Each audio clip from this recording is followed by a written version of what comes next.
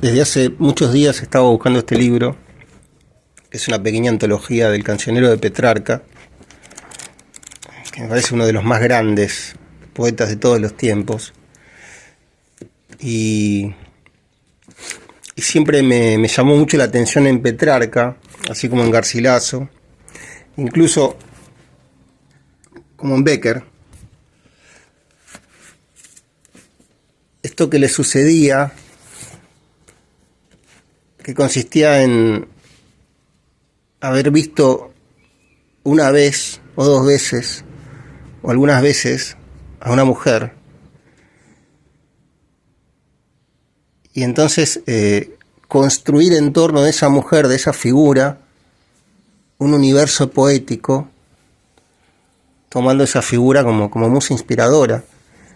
En el caso de Petrarca le sucede con una mujer que se llamaba Laura, aparentemente esa mujer se llamaba Laura de Noves o Laura de Sade, era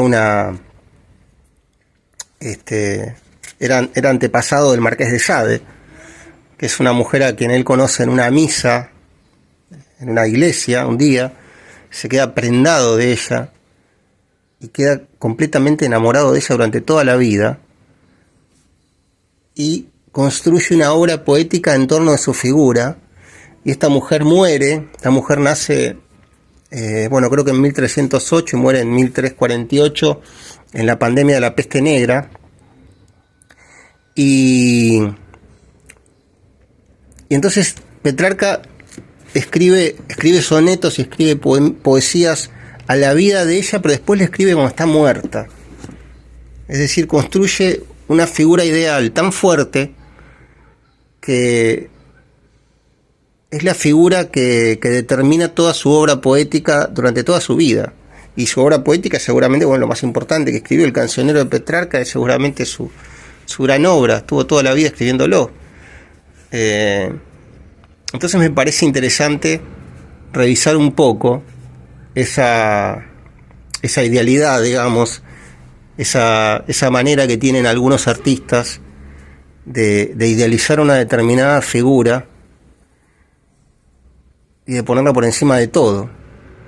Y a mí me parece, en lo personal, que es un método de trabajo artístico muy efectivo, y me parece que también uno puede hacer algo análogo en relación a la vida cotidiana. Uno puede imaginar una vida ideal, así como Petrarca y Garcilaso y Bécquer imaginaron una mujer ideal. Uno puede imaginar una vida ideal y obrar en función de esa fantasía.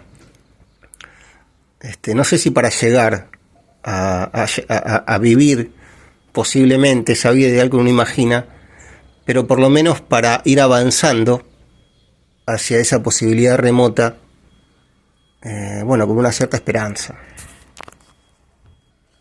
Pero vamos a ver un poco quién era esta figura, quién era Francesco Petrarca, que fue un poeta que vivió en el siglo XIV. Es como el gran puente entre lo que sería todo el legado del mundo antiguo, que estaba en la Edad Media, y lo que después fue el Renacimiento. Es un humanista, era un bibliófilo. De hecho, se dice que lo encontraron cuando murió arriba de un libro.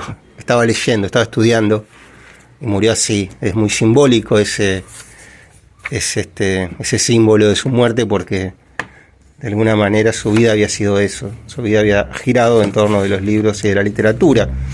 A pesar de que su padre en un momento, su padre no quería que él estudiara cuestiones que tenían que ver con la poesía, porque decía que eso era perder el tiempo, que eso no le iba a dar nada provechoso. Pero sin embargo, él seguía leyendo. De hecho, él leía Cicerón, era devoto de Cicerón, y un día su padre tiró los libros al fuego. Y el joven Petrarca, desesperado, fue y rescató lo que pudo entre las cenizas. Acá, el traductor nos dice que Petrarca quiso ser ante todo un autor latino, un continuador de sus admiradísimos modelos romanos, entre los que se destacan Cicerón, Séneca y San Agustín, sin que ello quiera decir que fuesen los únicos, y un restaurador del pensamiento antiguo. Bueno, es impresionante la influencia de Petrarca, por ejemplo, en Shakespeare, en el propio Cervantes, bueno, y en Garcilaso, que Garcilaso lo que hace es trasladar al idioma castellano toda una serie de formas poéticas que Petrarca desarrolla en italiano, tales como las églogas, las sextinas, los propios sonetos, y sobre todo Garcilaso descolla en el uso del verso endecasílabo que practicaba Petrarca, y bueno, y después de escribir su obra Garcilaso, en su breve vida, se transforma en uno de los grandes maestros del verso endecasílabo en lengua castellana. Acá que dice: dado sus propósitos, no puede extrañarnos que concediese más importancia pública a su obra en latín que a la llamada vulgar, en la que está escrito el cancionero. Tan es así que en varias ocasiones se refirió con cierto desdén a sus rerum vulgarium fragmenta, y hasta insinuó haber pensado en destruirlos. No parece, sin embargo, que tales insinuaciones pasasen de ser ocasionales fintas frente a los eruditos admiradores de su obra latina. Bueno. Mira, esto es Ángel Crespo. Este es un poeta español y traductor español. Yo tengo algunos libros de Ángel Crespo. Ahora vamos a leer entonces. Acá hay un soneto que refiere el momento en el que él conoce a Laura, en el que ve por primera vez a Laura en una iglesia. Acá hay una llamada al pie que lo refiere a este suceso. Dice: Petrarca vio por primera vez a Laura y se enamoró de ella el Viernes Santo, día 6 de abril de 1327, en la iglesia de Santa Clara de Aviñón.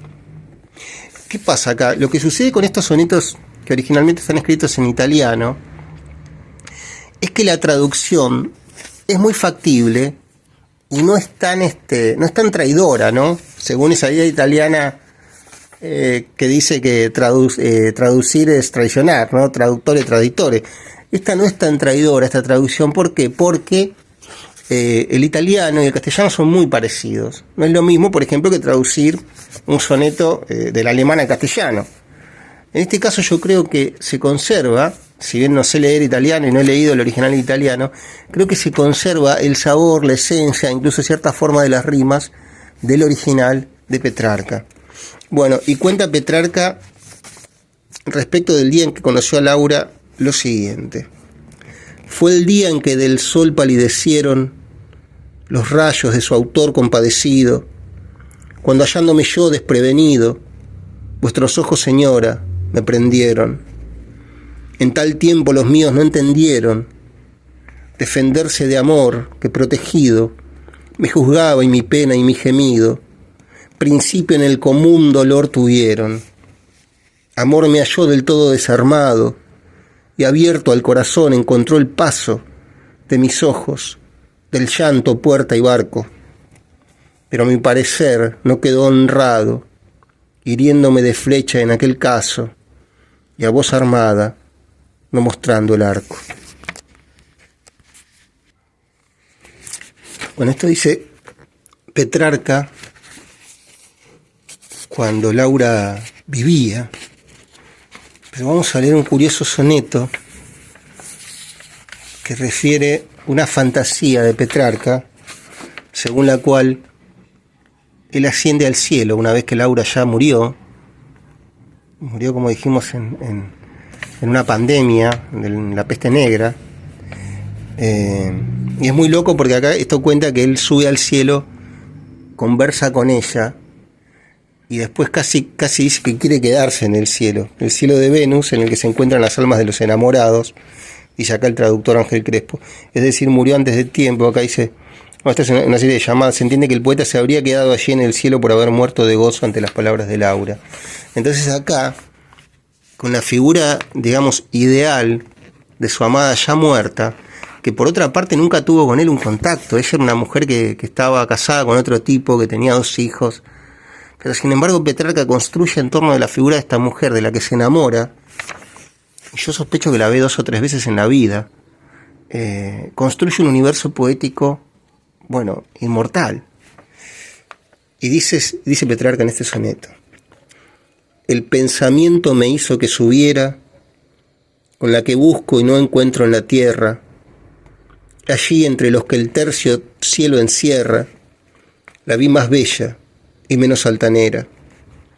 Cogió mi mano y dijo: en esta esfera me encontrarás si mi deseo no yerra. Yo soy la que te ha hecho tanta guerra, y acabó el día sin que noche fuera. Esto porque murió muy joven, ¿no? Porque murió antes de tiempo, ¿no? Murió antes de tiempo. Mi bien no cabe en intelecto humano, solo a ti espero, y al que tú has amado, y allá abajo quedó mi bello velo.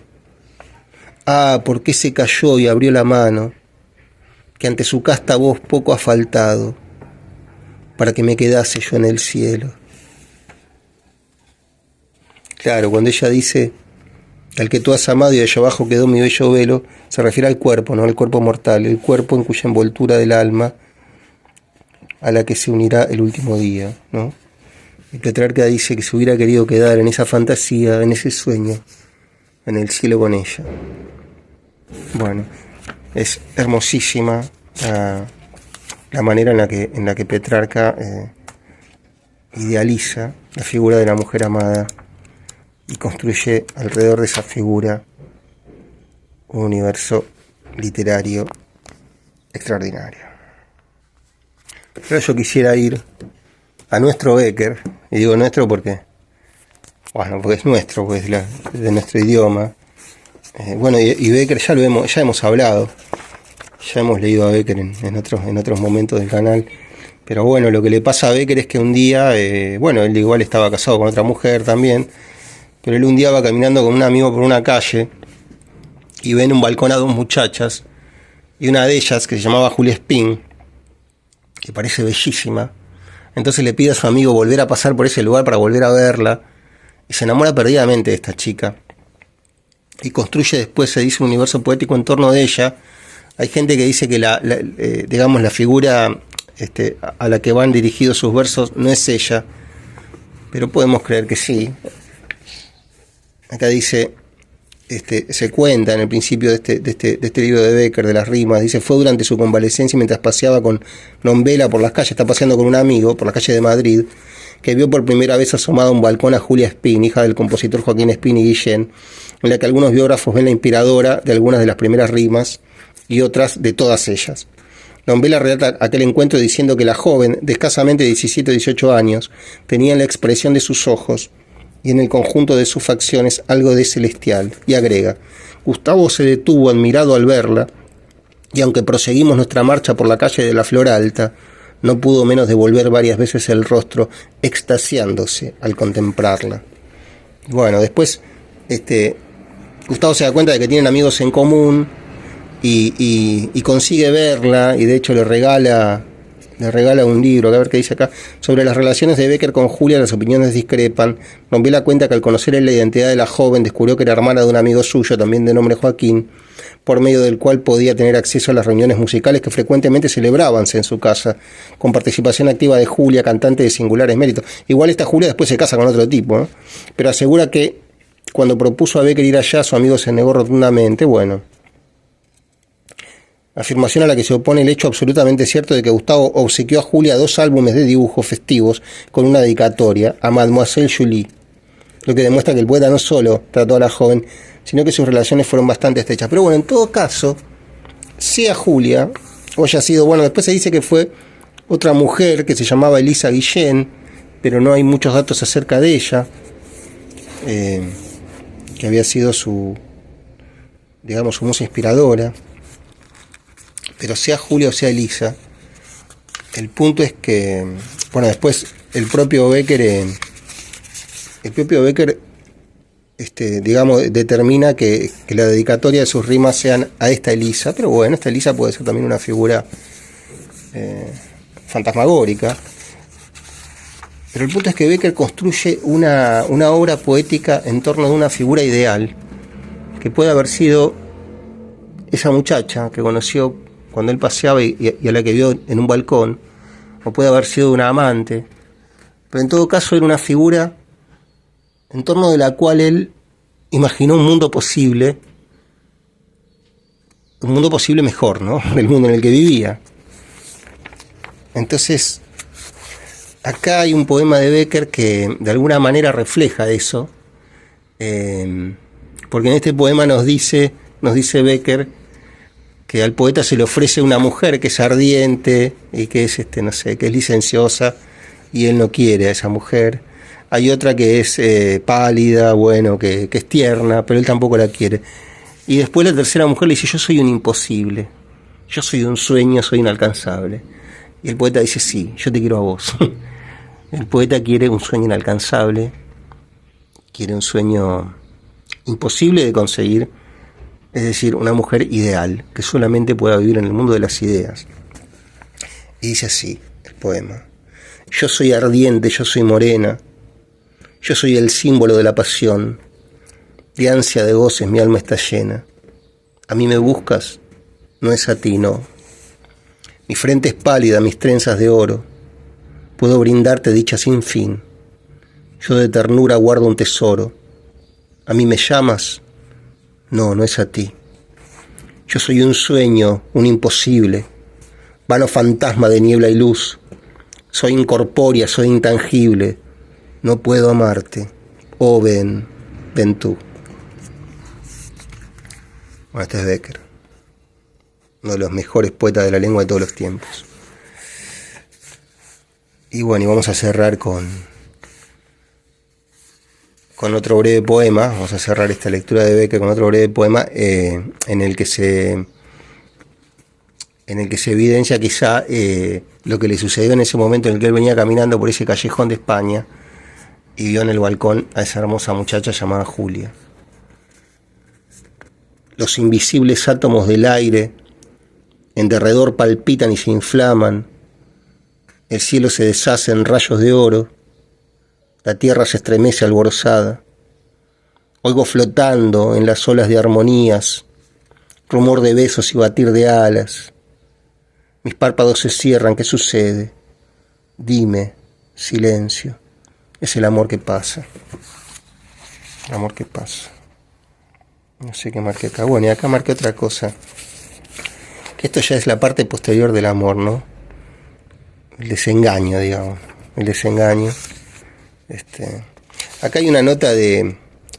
Bueno, de... No sé de quién es el que comenta el libro de Becker, pero dice acá: para Becker la mujer ideal no puede hallarse en los límites de lo terreno, pues solo es creación del espíritu. Sin embargo, su condición de poeta y de romántico, bueno, Becker vive en el siglo XIX, ¿no? En pleno romanticismo, mantiene en él viva la esperanza de alcanzar lo imposible, como lo atestigua este fragmento de sus pensamientos. A ver qué escribe Becker en sus pensamientos. Pero yo la he esperado y la espero aún. Miles de mujeres pasan a mi lado, unas altas y pálidas, otras morenas y ardientes, las dos de la rima, todas con promesas de ternura y melancolía infinitas, de placeres y de pasión sin límites. Este es su talle, aquellos sus ojos, pero mi alma, que es la que guarda de ella una remota memoria, se acerca a su alma y no la conoce. Tal vez viejo y en la orilla del sepulcro veré con turbios ojos cruzar a aquella mujer tan deseada para morir como he vivido, esperando y desesperando. Terrible, ¿no? Porque lo que nos dice acá Becker es que ese amor ideal solo genera insatisfacción, pero a la vez genera la satisfacción del arte, ¿no? Que es una forma quizá elevada de la satisfacción. Uno puede decir, sobre todo, bueno, cuando ya tiene más de 40 años, como es mi caso, que en muchas ocasiones prefiere quedarse con la satisfacción del arte, que viene una satisfacción que otorga cierta estabilidad emocional, y no con la insatisfacción del amor ardiente y pasional de la juventud, que es una insatisfacción que genera una inestabilidad terrible. Pero bueno, esto seguramente es un símbolo del umbral de la vejez, el hecho de preferir la tranquilidad a la pasión loca de la juventud. Bueno, y vamos a cerrar con que esto ya es como el desengaño, ¿no? Es como el desengaño. Alguna vez la encuentro por el mundo y pasa junto a mí y pasa sonriéndose y yo digo, ¿cómo puede reír? Luego asoma a mi labio otra sonrisa, máscara del dolor. Y entonces pienso, ¿acaso ella se ríe como me río yo? Gustavo Adolfo Becker. Bueno, nosotros vamos a pasar de Becker a otro tipo que idealizaba el amor. Acá tenemos dos, en realidad. Tenemos a Shakespeare y tenemos a Cervantes. Pero vamos a ver en Cervantes qué es lo que pasaba con el Quijote, ese loco hermoso, que es el gran símbolo, digamos, del tipo que persigue una quimera absolutamente desquiciada, absolutamente imposible, y que comprende que cuando sale a cabalgar, cuando sale por la llanura, comprende que todo lo que hace tiene que tener un sentido amoroso para alguien. Lo que piensa el Quijote, aparte que es lo que él leía en los libros de caballería, que devoraba, es que él tiene que dedicar todas sus hazañas, todos sus triunfos, todas sus venturas y desventuras a la figura ideal de una mujer. Entonces, como no tiene una mujer ideal a mano, piensa que esa mujer ideal puede ser una tosca, moza, una chica de un pueblo muy humilde y muy limitada, que se llama Aldonza Lorenzo. Entonces él comprende que quizás ese nombre no conviene a esa figura ideal que necesita, y empieza a llamarla Dulcinea del Toboso. En el principio del Quijote, en el propio capítulo 1, Alonso Quijano, el lector que se convierte en el Quijote de la Mancha, ya tiene, digamos, creada su propia identidad. Él comprende que va a ser un caballero andante, tiene su pobre caballo Rocinante, que va a ser su vehículo, y comprende que necesita tener esa figura ideal de una mujer amada e idealizada. Entonces decide eso, y dice Cervantes, en efecto, rematado ya su juicio, vino a dar en el más extraño pensamiento que jamás dio loco en el mundo, y que fue que le pareció convenible y necesario, así para el aumento de su honra, como para el servicio de su república, hacerse caballero andante e irse por todo el mundo con sus armas y caballos a buscar las aventuras, y ejercitarse en todo aquello que él había leído que los caballeros andantes ejercitaban, deshaciendo todo género de agravio y poniéndose en ocasiones y peligros donde acabándolos cobrase eterno nombre y fama. Imaginábase el pobre ya coronado por el valor de su brazo, por lo menos del imperio de Trapisonda, y así, con estos tan grandes pensamientos, llevado del extraño gusto que en ellos sentía, se dio prisa a poner en efecto lo que deseaba. Y lo primero que hizo fue limpiar unas armas que habían sido de sus bisabuelos, que tomadas de orín y llenas de moho, luengo siglos había que estaban prestas y olvidadas en un rincón. Limpiólas y aderezólas lo mejor que pudo, pero vio que tenían una gran falta, y era que no tenían celada de encaje. Bueno, entonces él se prepara, fue luego a ver a su Rocín, y aunque tenía más cuartos que un real y más tachas que el caballo de Gonela, que tantum pellicet osa fuit, le pareció que ni el bucéfalo de Alejandro ni Babieca el del Cid con él se igualaban.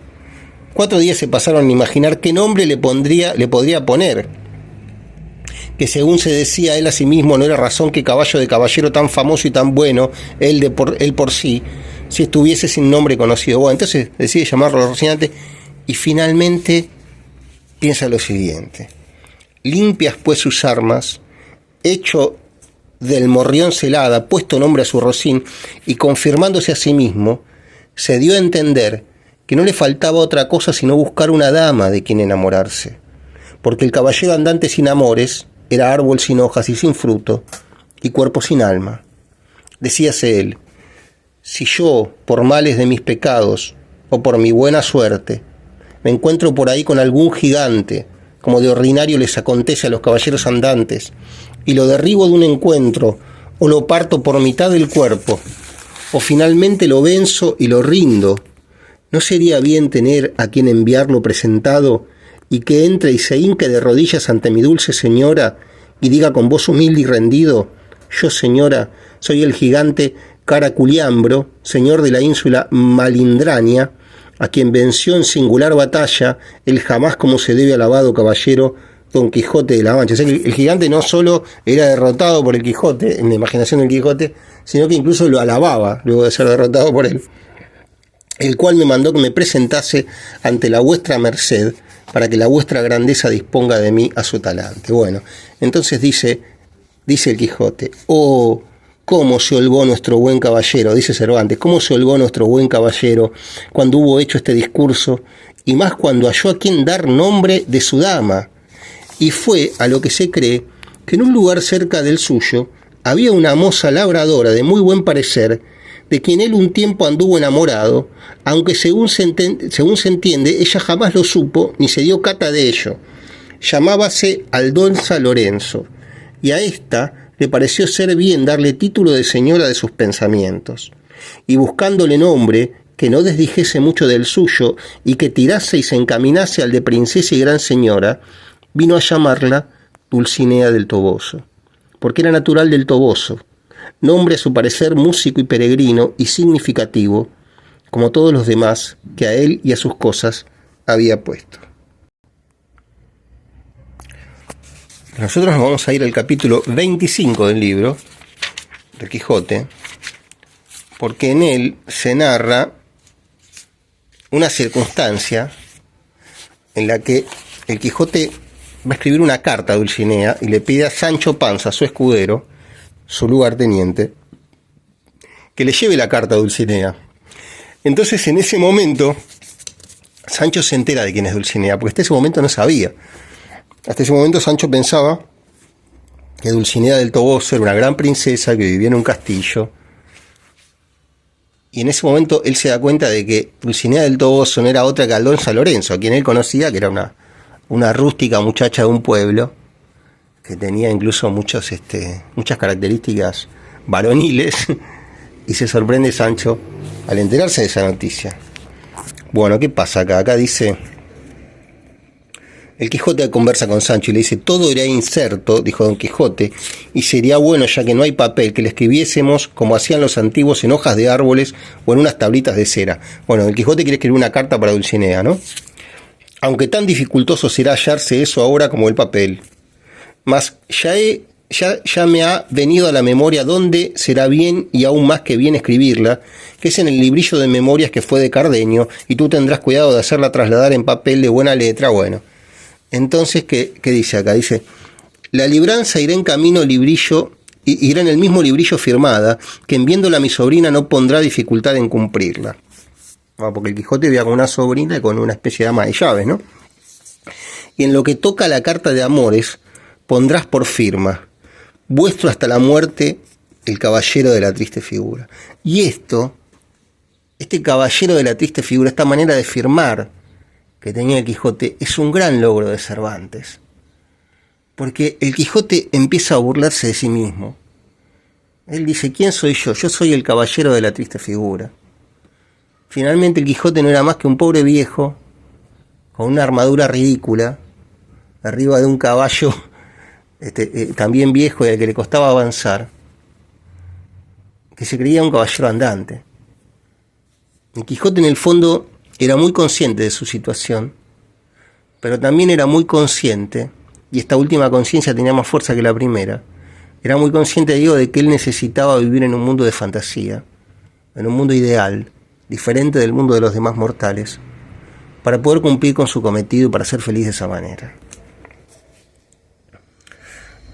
Y hará poco al caso que vaya de mano ajena, dice el Quijote. Y dice, porque a lo que yo me sé acordar, Dulcinea no sabe escribir ni leer. O sea, le va a escribir una carta, pero es consciente el Quijote de que esta muchacha Aldonza Lorenzo no sabe leer y escribir. Y en toda su vida ha visto letra mía ni carta mía, porque mis amores y los suyos han sido siempre platónicos, sin extenderse a más que a un honesto mirar. Y aún esto, tan de cuando en cuando, que osaré jurar con verdad que en 12 años que ha que la quiero, más que la lumbre de estos ojos que han de comer la tierra, no la he visto 4 veces. Y aún podrá ser que de estas 4 veces no hubiera ella echado de ver la una que la miraba. Bueno, entonces le dice el Quijote, tal es el recato y encerramiento con que su padre Lorenzo Corchuelo y su madre Aldonza Nogales la han criado. Entonces Sancho, sorprendido, dice, como hacía el profesor Girafales, dijo Sancho, que la hija de Lorenzo Corchuelo es la señora Dulcinea del Toboso, llamada por otro nombre Aldonza Lorenzo. Esa es, dijo Don Quijote, y es la que merece ser señora de todo el universo. Bien la conozco, dijo Sancho, y sé decir que tira tan bien una barra como el más forzudo zagal de todo el pueblo. Vive el dador que es moza de chapa, hecha y derecha, y de pelo en pecho, y que puede sacar la barba del lodo cualquier caballero andante o por andar que la tuviere por señora. ¡Oh, y de puta, qué rejo que tiene, qué voz! Sé decir que se puso un día encima del campanario de la aldea a llamar a unos zagales suyos que andaban en un barbecho de su padre, y aunque estaban de allí más de media legua, así la oyeron como si estuvieran al pie de la torre. Y lo mejor que tiene es que no es nada melindrosa, porque tiene mucho de cortesana, con todo se burla y de todo hace mueca y donaire. Ahora digo, señor caballero de la triste figura, le dice Sancho, un poco bardeándolo, ¿no?, a Quijote, que no solamente puede y debe vuestra merced hacer locuras por ella, sino que con justo título puede desesperarse y ahorcarse, que nadie habrá que lo sepa, que no diga que hizo demasiado de bien, puesto que le lleve el diablo. Bueno, y termina diciendo Sancho, y confieso a vuestra merced una verdad, señor Don Quijote, que hasta aquí he estado en una grande ignorancia, que pensaba bien y fielmente que la señora Dulcinea debía de ser alguna princesa de quien vuestra merced estaba enamorado, o alguna persona que tal vez mereciese los ricos presentes que vuestra merced le ha enviado, así el del vizcaíno como el de los galeotes, bueno, hazañas que había hecho el Quijote, pero bien considerado, ¿qué se le ha de dar a la señora Aldonza Lorenzo, digo a la señora Dulcinea del Toboso, de que se le vayan a hincar de rodillas delante de ella los vencidos que vuestra merced envía y ha de enviar? Porque podría ser que al tiempo que ellos llegasen, estuviese ella rastrillando lino o trillando en las eras, y ellos se corriesen de verla, y ella se riese y enfadase del presente. Bueno, nada, Sancho le dice, capaz que no le importa nada a esta chica, dice, yo la conozco, y si vos le mandás a los gigantes a los que vas a vencer, ella capaz que está haciendo labores de campo y no le importa absolutamente nada. Entonces el Quijote le dicta esta carta, que es breve, con esto terminamos la parte del Quijote, le dicta esta carta a Sancho. Dice, escucha que así dice, dijo Don Quijote. Esta es la carta de Don Quijote a Dulcinea del Toboso. Y esta es la idealidad de la que hablábamos antes, ¿no? Es esta mujer que vive en la conciencia del Quijote y es de alguna manera su guía y es su luz. Soberana y alta señora, el herido de punta de ausencia y el llagado de las telas del corazón, dulcísima Dulcinea del Toboso, te envía la salud que él no tiene. Si tu hermosura me desprecia, si tu valor no es en mi pro, si tus desdenes son en mi ahincamiento, manguer que yo sea asaz de sufrido, mal podré sostenerme en esta cuita, que además de ser fuerte es muy duradera. Mi buen escudero Sancho te dará entera relación, oh bella ingrata, amada enemiga mía, del modo que por tu causa quedo. Si gustares de socorrerme, tuyo soy, y si no, haz lo que te viniera en gusto, que con acabar mi vida habré satisfecho a tu crueldad y a mi deseo. Tuyo hasta la muerte, el caballero de la triste figura. Así de enamorado estaba el Quijote de una idea, y así de enamorado estaba Cervantes de la idea del Quijote. Pero yo no quiero pasar a otra cosa sin antes, ya que hablamos del Quijote, quisiera leer un poema, que es un poema bellísimo que habla del Quijote, y que habla de la tristeza de la vida, y que es un poema de León Felipe, que yo tengo en algún libro, pero que no encontré. Entonces lo copié en este cuaderno, para leerlo acá. Es un poema de León Felipe que dice así: por la manchega llanura se vuelve a ver la figura de Don Quijote pasar, y ahora ociosa y abollada van el rucio la armadura, y va ocioso el caballero sin peto y sin espaldar. Va cargado de amargura, que allá encontró sepultura su amoroso batallar. Va cargado de amargura, que allá quedó su ventura en la playa de Barcino frente al mar. Por la manchega llanura se vuelve a ver la figura de Don Quijote pasar. Va cargada de amargura, va vencido el caballero de retorno a su lugar. Cuántas veces, Don Quijote, por esa misma llanura, en horas de desaliento así te miro pasar, y cuántas veces te grito: hazme un sitio en tu montura y llévame a tu lugar. Hazme un sitio en tu montura, caballero derrotado, Hazme un sitio en tu montura, que ya también voy cargado de amargura y no puedo batallar. Ponme a la grupa contigo, caballero. Ponme a la gruta contigo y llévame a ser contigo, pastor. Por la manchega llanura se vuelve a ver la figura de Don Quijote pasar, de Don Felipe. Bueno, mi letra es tan deficiente, tan esclerótica, que ni siquiera la entiendo yo mismo, pero bueno, no importa. Y bueno, en esta pequeña antología de la generación del 27 voy a leer otro poemita breve de Don Felipe, que tiene una hermosa versión a cargo de este gran cantautor español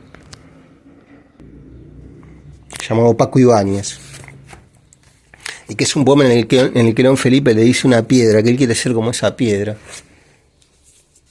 Y bueno, el poeta es eso, ¿no? El poeta es un pensamiento peregrino que está lejos de un palacio, que está lejos de una audiencia, que está lejos de una iglesia, como dice acá. El poeta y el poema en sí mismo tiene que ser esa piedra peregrina que rueda sin saber bien a dónde va, pero que sin embargo rueda. Como tú. Así es mi vida, piedra como tú, piedra pequeña como tú, piedra ligera como tú, canto que ruedas por las calzadas y por las veredas como tú, guijarro humilde de las carreteras como tú, que en días de tormenta te hundes en el cieno de la tierra y luego centelleas bajo los cascos y bajo las ruedas, como tú, que no has servido para ser ni piedra de una lonja, ni piedra de una audiencia, ni piedra de un palacio, ni piedra de una iglesia, como tú, piedra aventurera como tú, que tal vez estás hecha solo para una onda, piedra pequeña y ligera. Voy a colgar la versión de Paco Ibáñez en el primer comentario. Bueno, ¿qué nos queda? Nos queda Shakespeare, que bueno, es el... ¿Qué pasa con Romeo y Julieta? Ese es el amor ideal, ¿no? El amor del muchacho que idealiza a la muchacha y que tiene, aparte, está condicionado por una realidad hostil, por una realidad adversa, y bueno, y termina todo mal. Entonces, ¿qué pasa con Shakespeare? Bueno, yo tengo la traducción de Neruda. Neruda tradujo esta obra, pero no la encontré. Esta es la traducción de Astrana Marín, ¿no? Que es célebremente un tipo que tradujo a todo Shakespeare. Circulaba hace muchos años una versión en papel Biblia de sus obras completas, de las obras completas de Shakespeare, traducidas por Astrana Marín. Y bueno, aparte, bueno, fue un estudioso de Cervantes, precisamente. Creo que tiene una biografía de Cervantes que hecha en 7 tomos, Astrana Marín. Y bueno, aparte, bueno, es un devoto del siglo de oro español, ¿no? Y de los grandes poetas del siglo de oro. Vamos a leer brevemente qué es lo que pasa en la cabeza de Romeo, en la cabeza de Julieta, mientras él la mira en el balcón, ella se asoma. Y bueno, y ambos han construido en torno de la figura del ser amado un ideal hermoso e imposible. ¿Quién eres tú?, dice Julieta, que así envuelto en la noche sorprendes de tal modo mis secretos. No sé cómo expresarte con un nombre quién soy, dice Romeo. Mi nombre, Santa Dorada, me es odioso. Por ser para ti un enemigo, de tenerla escrita, rasgaría esa palabra. Julieta, todavía no han librado mis oídos 100 palabras de esa lengua, y conozco ya el acento. ¿No eres tú, Romeo Montesco? Romeo, ni uno ni otro, hermosa doncella, si los dos te desagradan. Julieta, y dime, ¿cómo has llegado hasta aquí y para qué? Las tapias del jardín son altas y difíciles de escalar, y el sitio de muerte, considerando quién eres, si alguno de mis parientes te descubriera. Bueno, sabemos que la historia nos dice que los Montesco y los Capuleto eran enemigos antagónicos desde tiempos inmemoriales, y bueno, Romeo es Montesco y Julieta es Capuleto, Entonces su amor está prohibido, pues su familia se detestan. Dice Romeo: con ligeras alas de amor franqué estos muros, pues no hay cerca de piedra capaz de atajar el amor. Y lo que el amor puede hacer, aquello el amor se atreve a intentar. Por tanto tus parientes no me importan. Julieta: te asesinarán si te encuentran. Romeo: ay, más peligro hallo en tus ojos que en 20 espadas de ellos. Mírame tan solo con agrado y quedo a prueba contra su enemistad. Julieta: por cuánto vale el mundo, no quisiera que te viesen aquí. Romeo: el manto de la noche me oculta sus miradas, pero si no me quieres, déjalos que me hallen aquí. Es mejor que termine mi vida víctima de su odio, que se retrase mi muerte falto de tu amor. Julieta: ¿quién fue tu guía para descubrir este sitio? Romeo: amor, que fue el primero que me incitó a indagar. Él me prestó consejo y yo les presté mis ojos. No soy piloto, sin embargo, aunque te hallaras tan lejos como la más extensa ribera que baña el más lejano mar, me aventuraría por mercancía semejante. Bueno, y para cerrar, ya que hemos leído a Shakespeare, ya que hemos leído a Romeo y Julieta, vamos a ir a la fuente de esa historia. Vamos a ir a las Metamorfosis de Ovidio, que es este autor latino, Pluvio Ovidio Nasom. Y este libro, bueno, es un libro fundamental. Todos los grandes, bueno, Shakespeare abrevaba en este libro. Todos los grandes, digamos, de la literatura de la Edad Media para acá han abrevado en esta fuente, porque lo que hace Ovidio en este libro es recoger una serie de tradiciones y de leyendas grecolatinas, ¿no?, de Grecia y de Roma, y las pone en versos, bueno, en hexámetros, ¿no?, como se escribía en ese momento. Así de ese mismo modo están escritas la Ilíada y la Odisea, y con sus hexámetros latinos lo que consigue Ovidio es una obra monumental que tiene una sola condición para cada historia, que es que en cada historia tiene que existir una transformación. Por eso se llaman las metamorfosis, ¿no? Por eso tiene que existir en cada una forma, una transformación. Lo que tenían los griegos, por ejemplo, una característica de los griegos era que ellos todo atribuían una leyenda para todo. Entonces, por ejemplo, bueno, así está la historia de Píramo y Tisbe, por ejemplo, que es la historia que vamos a narrar. Está la historia de Dafne, que es perseguida por Apolo. Dafne era una ninfa que es perseguida por Apolo, y entonces les pide a los dioses que Apolo no la alcance. Apolo quiere satisfacer sus instintos bajos con ella. Entonces los dioses le conceden la gloria de que no la alcance Apolo y la transforman en un árbol. Entonces, mientras Apolo está por alcanzarla, Dafne estira un brazo y ese brazo se transforma en una rama. Bueno, yo leía mucho este libro cuando era joven y escribía sonetos inspirados en todos estos mitos. Y voy a decir un pequeño soneto que habla precisamente acerca de Dafne y que dice así: fuera la ninfa soñada en impasible carrera, fuera el aura pasajera de una efigie transformada, fuera la gloria o la nada, corona de mi quimera, fuera Dafne, mas no fuera sino efímera morada, maleficio de Cupido, incógnita del sentido en que la leyenda llora. ¿Qué nombre para mi sombra?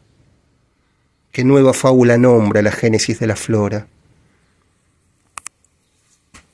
Porque en la leyenda, en el mito particular de Dafne, Cupido le tira una flecha a Apolo, y Apolo, encendido de amor por esa flecha, empieza a perseguir a esta Dafne, y Dafne se termina convirtiendo, si yo mal no recuerdo, en una planta de laurel, creo, no estoy seguro. Pero bueno, en todo caso, leer las Metamorfosis de Ovidio es fascinante. Ovidio tiene muchas obras, pero quizás las dos más sobresalientes son una esta y otra, Ars Amatoria, el arte de amar. Yo el arte de amar recuerdo un solo consejo que yo le ofrezco quizás a alguien que esté enamorado de otra persona y que recibe de parte de esa otra persona señales de que también existe la posibilidad de que el amor se concrete, porque si no sería un acoso. Pero lo que recomiendo a Ovidio es que hay que insistir. Ovidio dice, hay que insistir, hay que insistir. Muchas veces el amor se gana por insistencia. Bueno, nada, brevemente vamos a leer una parte de la introducción que está escrita por Antonio Ramírez de Berger, y la traducción está a cargo de este propio señor de Berger y Fernando Navarro Antolín. Pero bueno, lo que dice Antonio Ramírez de Berger empieza diciendo: resulta en cierto modo una osadía acometer la tarea de la traducción de una obra tan compleja y tan influyente como las Metamorfosis de Ovidio, especialmente si contamos con la ingente tarea del profesor A. Ruiz de Elvira. Bueno, ya tenía una traducción, este hombre ya había. Pero a ver qué dice acá: el legado de Ovidio. Vivam es el grito desgarrador y esperanzador a la vez con el que cierra Ovidio su obra maestra. Es la última palabra de unos versos finales que sirven de rúbrica al final de su obra. ¿Cómo termina las Metamorfosis? Termina de esta manera, dice: ya he culminado una obra que no podrán destruir, ni la cólera de Júpiter, ni el fuego, ni el hierro, ni el tiempo voraz. Que ese día que no tiene derecho más que a mi cuerpo, acabe cuando quiera con el devenir incierto de mi vida, que yo en mi parte más noble ascenderé inmortal por encima de las más altas estrellas, y mi nombre jamás morirá. Bueno, parece que era consciente de que había escrito una obra inmortal.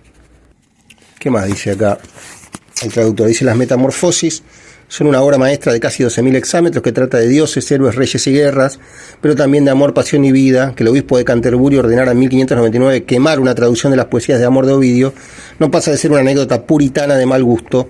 La obra de Ovidio siempre ha permanecido viva. La primera época cristiana atestigua la popularidad de un texto que incluye, no se dude, escenas de seducción, adulterio e incesto. No fue casual el éxito a lo largo de toda la Edad Media del Ovidio moralizado. Parece que había una versión que estaba como más depurada, y en la que no se incluían, digamos, todas las cuestiones sexuales más evidentes. Los mitos paganos se cristianizan. Dice, bueno, ¿qué más? Pero vamos a ver quiénes fueron algunos de los lectores célebres de Ovidio para saber quién es este tipo con quien estamos tratando. Realmente es un autor fundamental. Tantos mitos, tantas historias de hoy nacen de acá, entre ellas la historia de Shakespeare, de Romeo y Julieta, pero tantas otras historias nacen de esta obra de Ovidio. Dice así el traductor: Martín Lutero, 1483-1546, encontraba tiempo para leer a Ovidio en medio de sus actividades reformistas. La lista de autores sería interminable, pero imperdonable sería que no enumeráramos al menos algunos de los escritores cimeros que bebieron en las Metamorfosis ovidianas. Vamos a ver: Geoffrey Chaucer, William Shakespeare, John Milton, Alexander Pope, Lord Byron, Ezra Pound, Dante Alighieri, Francesco Petrarca, hoy hablamos de Petrarca, Giovanni Boccaccio, Ludovico Ariosto, Bernardo Tasso, Johann Wolfgang von Goethe, Rainer Maria Rilke, Pierre Corneille, Jean Racine, Charles de Montesquieu, Voltaire, Charles Baudelaire, Paul Verlaine, Luis de Camões, este es el de Os Luisíadas, ¿no?, el portugués, Alexander Pushkin, Miguel de Cervantes Saavedra, Lope de Vega, Calderón de la Barca. Todos ellos escritores de primera categoría, y otros muchos más que harían de esta lista interminable, bebieron en la fantástica imaginación de Ovidio. Bueno, impresionante. Otro día vamos a leer El arte de amar de Ovidio, que a mí me gusta mucho y que yo leí hace muchísimos años, y vamos a leer un poco de eso, a ver qué es lo que nos dice hoy en día. Bueno, empieza así, esto vamos a ver cómo empieza simplemente los primeros versos del libro. Tiene un prólogo que dice: mi inspiración me mueve a hablar de formas mudadas a cuerpos nuevos, dioses, pues vosotros cambiasteis incluso estos. Inspirad mi proyecto y desde el comienzo primero del mundo, dirigid mi canto sin interrupción hasta mi propia época. Bueno, vamos a ir a la fábula de Píramo y Tisbe, esta leyenda en la que Shakespeare se basa para crear Romeo y Julieta. Píramo y Tisbe el uno, más joven, bello que... Píramo y Tisbe el uno, el joven más bello de todos, la otra más hermosa de las jóvenes de Oriente, vivían en casas contiguas donde se mira y se cuenta. Había rodeado de murallas de adobe su alta ciudad. La vecindad les hizo conocerse y dar los primeros pasos. Con el tiempo creció el amor y se habrían unido en legítimo matrimonio, pero se opusieron sus padres. Pero y a eso no se pudieron oponer. Los dos ardían por igual en sus corazones cautivos. Nadie lo sabía por gestos y señas.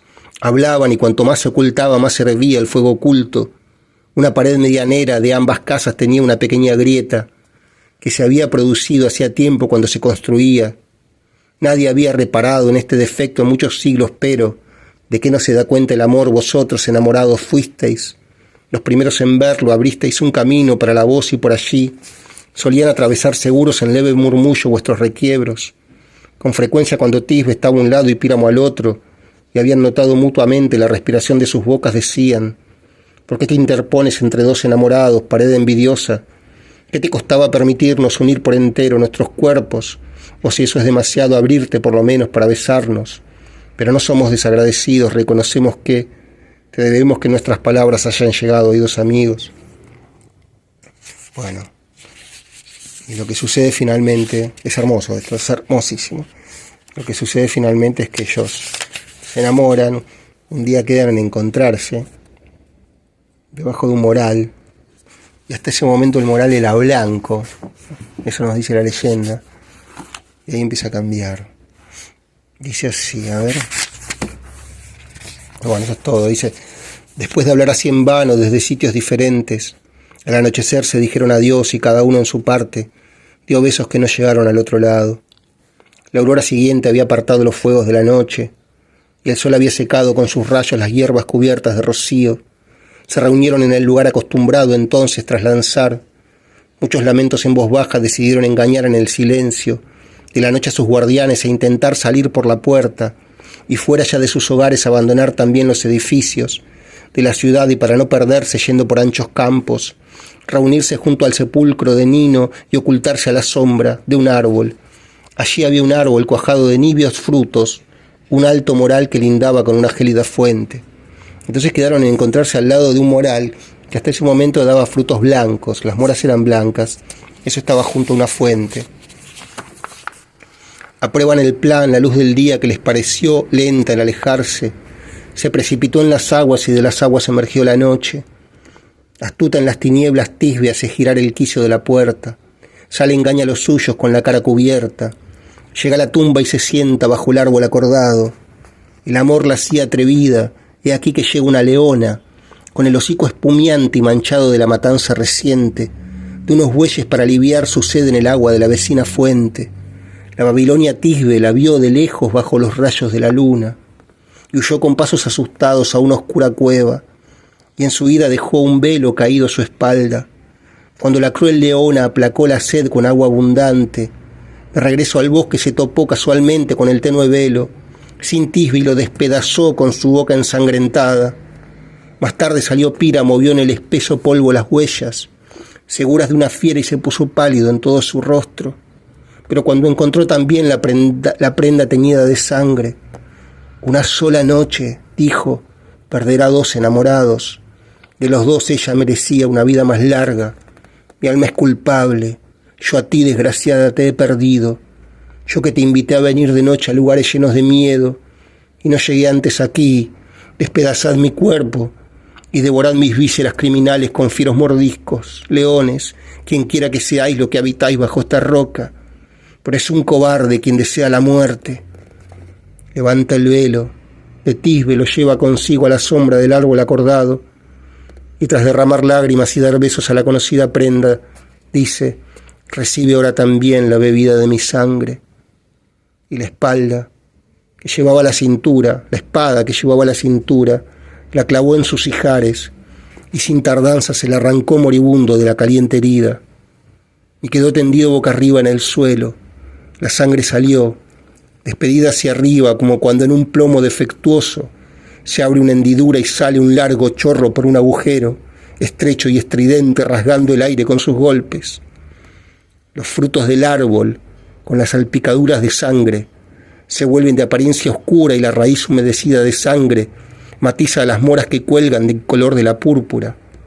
Mira, sin estar todavía repuesta del miedo, para no defraudar a su amor.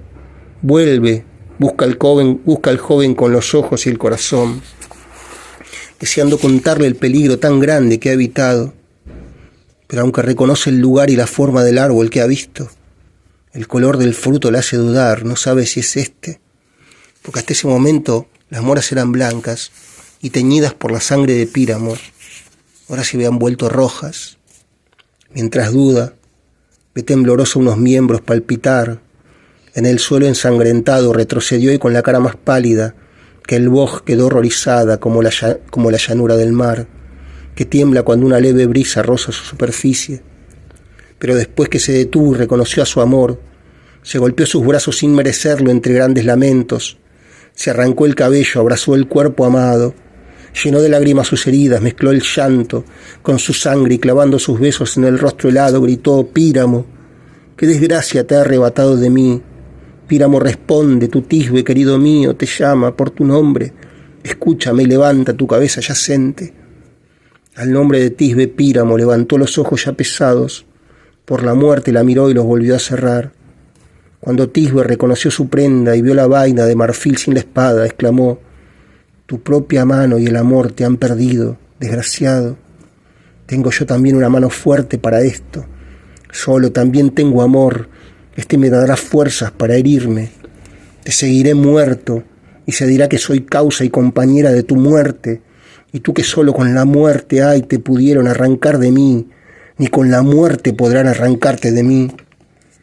Con todo, las palabras de los dos os pedirán esto, padres míos, y de aquel desgraciadísimos que a quien unió un fiel amor, a quienes la última hora no veáis mal que sean sepultados en la misma tumba. Y tú, árbol, que con tus ramas cubres ahora el cuerpo desgraciado, de un solo y pronto cubrirás el de los dos, conserva las señales de la muerte y ten siempre frutos negros y apropiados para el luto en memoria de nuestra doble sangre. Dijo, y con la punta de la espada debajo de su pecho, cayó sobre el hierro todavía tibio por la muerte anterior, y las súplicas llegaron a los dioses y llegaron a los padres, pues el color del fruto cuando está es negro, y lo que queda de sus piras descansa en una sola urna.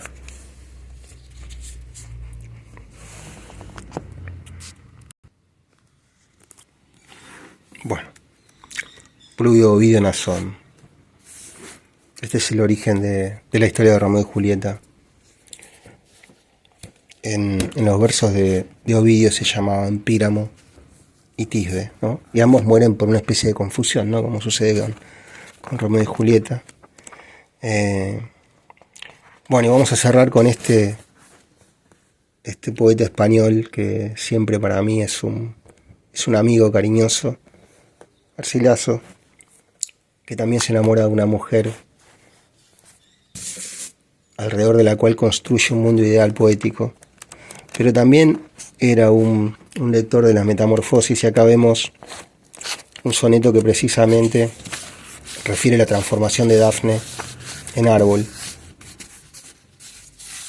Y dice así este soneto, dice: a Dafne ya los brazos le crecían, y en luengos ramos vueltos se mostraban, en verdes hojas vi que se tornaban, los cabellos que el oro escurecían, de áspera corteza se cubrían, los tiernos miembros que aún bullendo estaban, los blancos pies en tierra se hincaban, y en torcidas raíces se volvían. Aquel que fue la causa de tal daño, a fuerza de llorar crecer hacía el árbol que con lágrimas regaba. Oh miserable estado, oh mal tamaño, que con llorarla crezca cada día la causa y la razón, porque lloraba. Bueno, Garcilaso interpretando una de las tantas metamorfosis de Ovidio. Y vamos a terminar este video con un soneto, que es un soneto de Garcilaso, que habla de un enamorado y de cómo termina todo con la muerte, ¿no? La muerte en un sentido literario siempre es muy efectiva. Por eso es importante la literatura. La literatura es importante porque es un sucedáneo de la vida. Es decir, si uno se siente mal, si uno tiene ganas de matarse, digamos, puede escribir eso en lugar de matarse. Si uno se siente triste, puede escribir esa tristeza tratando de transformarla en otra cosa. Si uno está muy enojado, puede transformar ese enojo a través de un soneto, a través de una melodía, a través de una pintura. Por eso el arte es tan importante, es tan fundamental. Los beneficios del arte son sutiles y por eso el arte es uno de los derechos esenciales de la humanidad. Y cuando hay alguna medida política que atenta contra el arte, hay que estar muy atento, porque el arte, o la llamada cultura, es un alimento esencial, tan importante como el pan, tan importante como el aire que respiramos. Escribe Garcilaso: en fin, a vuestras manos he tenido, en fin, a vuestras manos he venido. No sé que de morir tan apretado, que aún aliviar con quejas mi cuidado, como remedio me es ya defendido. Mi vida no sé en qué se ha sostenido, si no es en haber sido yo guardado, para que solo en mí fuese probado cuánto corta una espada en un rendido. Es muy curiosa esta figura de Garcilaso. Yo mucho tiempo pensé a qué se refería. Él dice: mi vida no sé en qué se ha sostenido, si no es en haber sido yo guardado, para que solo en mí fuese probado cuánto corta una espada en un rendido. Porque si una espada en un rendido corta la carne, ¿qué es lo que queda de él? ¿El alma? ¿A qué se refiere acá Garcilaso? ¿Al alma? Mis lágrimas han sido derramadas, donde la sequedad y la aspereza dieron mal fruto de ellas, y mi suerte. Basten las que por vos tengo lloradas, no os venguéis más de mí con mi flaqueza, allá os vengad, señora, con mi muerte. Bueno, Garcilaso se enamora de una mujer que se llama Isabel Freire, y hay gente que dice que no era ella la musa que inspiraba sus rimas, pero podemos creer que sí. Él de hecho dedica algunos versos a una Elisa, que sería como un anagrama de Isabel. Pero en todo caso, Garcilaso, Bécquer, bueno, Petrarca, ¿no? El gran Petrarca, el pionero, Shakespeare, el Quijote, bueno, y por qué no Ovidio, todos estaban idealizando una figura que era la figura cimera de un universo poético posible. Y como yo dije en un principio, creo que el arte nos sirve también para idealizar una vida posible, que siempre es mejor que la vida que tenemos. Y aunque nunca lleguemos a esa vida, el arte es un camino que nos sirve para avanzar hacia ese lugar, aunque ese destino sea inalcanzable. Pero por lo menos estamos caminando.